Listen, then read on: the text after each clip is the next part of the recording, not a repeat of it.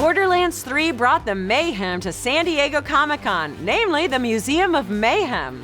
Greetings, Vault Hunters! The results are in! The coolest part of this year's Comic-Con was the Borderlands Museum of Mayhem. Nerdist teamed up with 2K and Gearbox to create the ultimate Borderlands 3 experience. Here's a little taste of what you missed. With tons of killer fan art, jaw-dropping statues, interactive experiences, and never-before-seen concept art from the Borderlands series, this was the place to be at this year's SDCC. As the name suggests, it's a museum, which means that there were exhibits galore that gave fans an inside look at how the talented artists at Gearbox Software created the unique weapons, charismatic characters, and unforgettable levels that you'll experience in Borderlands 3. Our personal favorite exhibit included unused box art concepts that answer the question, could we have a third finger gun? Speaking of art, Optimus Volts was on hand creating a one-of-a-kind Borderlands piece live before our very eyes. For those of us who prefer to have our body be our canvas, the Bandit Barbershop opened its doors and revved its razors to buzz the Vault symbol into the heads of some particularly passionate fans. Those who came dressed to impress stopped by our cosplay photo booth to bust a move and take home a memory that you can't put on a fridge, because y'all, it's a video.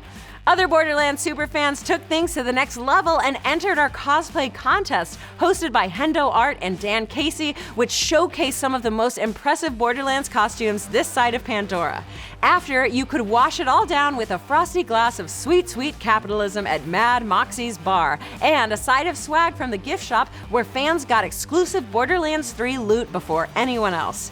Members of the Vault Insider program had plenty of chances to score VIP points, which will net you awesome, unique skins in Borderlands 3. But we had an even cooler insider here with us, Randy Varnell, the managing producer of narrative on Borderlands 3. We were just talking about how Borderlands 2, between Borderlands 2 and Borderlands 3, you all created a narrative department. That's right. That hadn't previously existed, so what can we expect from story and plot? First off, I hope that you experience the thing that people loved about Borderlands, the sense of humor, the sense of scope, the really cool story elements, the sci-fi story that we tell. I hope that we haven't lost any of that. I'm biased. I think we've done a good job, but it's going to be in the players' hands to really feel that out. And then I hope that the scope and the breadth of the story feels bigger. I mean, one of the things we really wanted to inject in this is to make the biggest, broadest Borderlands ever. So we've done some new things with story. It's a little bit bigger story. It has some other moving parts. I think you're going to see some new characters, and we have a lot of returning characters that we wanted to be sure that fans get to interact with and play with. So previously we had a writer, and we've had great writers. Anthony Birch wrote on Borderlands 2, is amazing.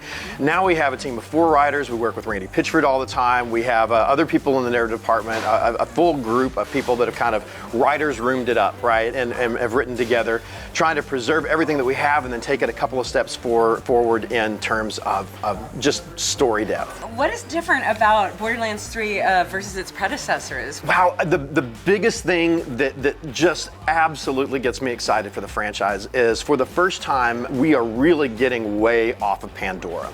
So Borderlands 1 and Borderlands 2 are set on this wonderful planet Pandora, which is this horrific wasteland, kind of a la Mad Max, you know, that's just filled with like the dregs of society. I mean, the Borderlands, you know. Yeah. But now we go to other planets. You know, we've already talked about in our previous announcement events, we go to this big city planet, Promethea. It's just a planet covered with that, and there's a war between 2 massive corporations, you know, Malawan and Atlas, going on there. We showed at E3 our big new swamp planet. You know, so trees in a Borderlands game, I think, is a big new thing, right? Yeah. So that's pretty cool. So that's called Eden 6, and you get to kind of, I call it Space Louisiana. You know, it's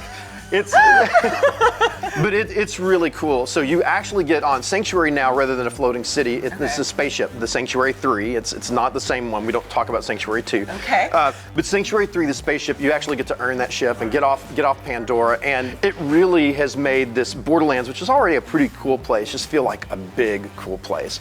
And that, to me, if I talk about the thing that really gets me excited about the game and the franchise, just other places. And I know your enthusiasm spaceship is electric. If you missed the Borderlands Museum of Mayhem, well, you'll just have to explain that to your great-grandchildren one day. But you can make it up to your great-grandkids and yourself by picking up a copy of Borderlands 3 this fall when it comes to PlayStation 4, Xbox One, and PC on September 13th.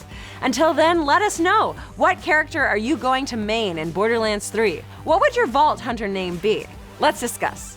Thanks again for watching this video, and to our friends at 2K and Gearbox for helping us bring the Museum of Mayhem to life. Be sure to like and share this video and tag your co-op pals in the comments below. And until the next time that you get lost in your own museum, stay tuned to Nerdist.com.